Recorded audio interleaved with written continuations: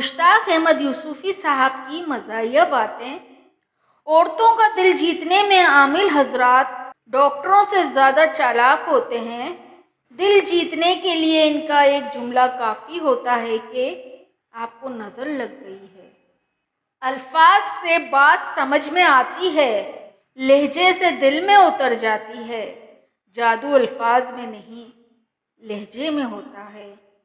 سیاست میں یا سائیکل پر کسی بھی سمت نکل جائیں، آپ کو ہوا ہمیشہ مخالف ہی ملے گی۔ آدمی ایک دفعہ پروفیسر ہو جائے تو عمر بھر پروفیسر ہی کہلاتا ہے، خواہ بعد میں سمجھداری کی باتیں ہی کیوں نہ کرنے لگے۔ سمجھدار آدمی نظر ہمیشہ نیچی اور نیت خراب رکھتا ہے۔ لہجہ لفظ کا DNA ہے، جس سے نظر کا فتور، نیت کا کھوٹ اور دل کا چور پکڑا جاتا ہے۔ میں نے آج تک کوئی لاغر مولوی نہیں دیکھا۔ بھرے پیٹ عبادت اور شب زندہ داری اور خالی پیٹ عیاشی نہیں ہو سکتی۔ پڑھانے اور اپنے آپ کو استاد کہلوانے میں جو 100 بوتلوں کا نشہ ہے، وہ بادشاہی میں ہو تو ہو، ورنہ دنیا کا ہر مرد اس کے سامنے بیچ جاتا۔ آج تک سوائے انسان کے کسی زیرو نے اپنے مستقبل سے مایوس ہو کر خودکشی نہیں کی۔ وہ زہر دے کے مارتی تو دنیا کی نظر میں آ جاتی۔ اندازے قتل تو دیکھو، ہم سے شادی کر لی۔ علی الصبح ایک مرغ بیدار ہوتا ہے جو بانگ دے کر ملا کو جگاتا، اور وہ ملا پی کر میں اذان دے کر سارے مولویوں کو جگا دیتا ہے۔ اس کے بعد وہ کہرام مچتا ہے کہ قیامت کبھی پناہ مانگتی ہے۔ پہاڑ اور ادھیر عورت دراصل آئل پینٹنگ کی طرح ہوتے ہیں، انہیں ذرا فاصلے سے دیکھنا چاہیے۔ ایک فرانسیسی عورت اور یہ کیا خوب کہہ گئی ہے کہ میں آدمیوں کو جتنے قریب سے دیکھتی ہوں اتنے ہی اچھے لگتے ہیں۔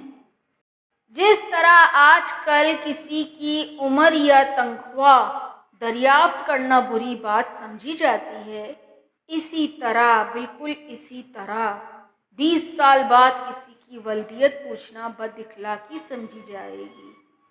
مرزا تو اتوار کے دن اتنا آزاد اور کھلا کھلا محسوس کرتے ہیں کہ فجر کی نماز کے بعد دعا نہیں مانگتے، اور پیر کے تصور سے ان کا جی اتنا الجھتا ہے کہ ایک دن کہنے لگے، اتوار اگر پیر کے دن ہوا کرتا تو کیا ہی اچھا ہوتا۔